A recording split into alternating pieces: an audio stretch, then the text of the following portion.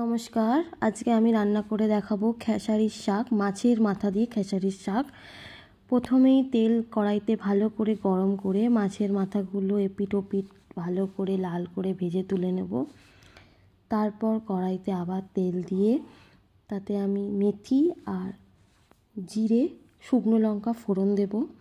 ফোড়নটা ভালো করে হয়ে গেলে আমি তাতে পেঁয়াজ কেটে রাখা পেঁয়াজ দিয়ে দেবো।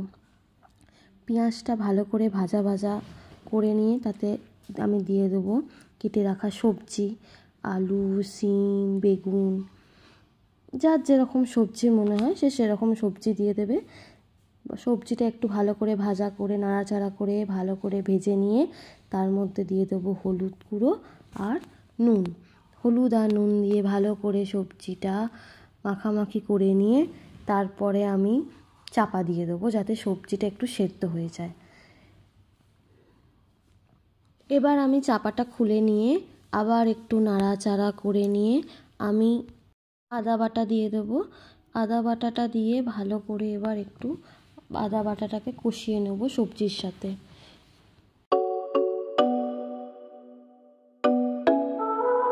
এবার ভালো করে আদা বাটার সঙ্গে সবজিটা মাখামাখি হয়ে যাওয়ার পরে আমি দিয়ে দেবো ভেজে রাখা মাছের মাথাগুলো। এবার ভেজে রাখা মাছের মাথাগুলো একটু ভালো করে ভেঙে ভেঙে দিলে ভালো গন্ধ আসবে, খেতেও খুব সুস্বাদু হবে। তাই আবার ওই সাথে মাখামাখি করে একটু ঝাল হবার জন্য লঙ্কার গুঁড়ো দিয়ে দেবো। দিয়ে ভালো করে সবজির সাথে মাছের মাথা দিয়ে মাখামাখি করে নেব। করে নেবার পর আমি ধুয়ে রাখা শাকটা দিয়ে দেবো। ধুয়ে রাখা শাকের সাথে আবার আমি সেই একই মাখামাখি করে নেব। মাখামাখি করে নেবার পরে আমি এবার ওতে দিয়ে দেব একটু কাঁচা লঙ্কা, গোটা কাঁচা লঙ্কা দেওয়ার পর আমি চাপা দিয়ে দেবো যাতে শাকটা ভালো করে সেদ্ধ হয়ে যায়। এবং সেদ্ধ হয়ে যাবে, কিছুক্ষণ পর চাপা খুলে দেখবো শাকটা সেদ্ধ হয়ে গেছে এবং অনেকটা জল বেরিয়েছে।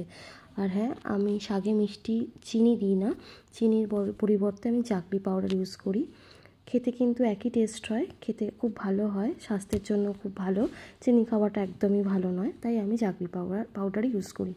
এবং তারপরে দেখবো শাকের জলটা শুকিয়ে গেছে এবং আমার খেসারির শাক রেডি। নমস্কার।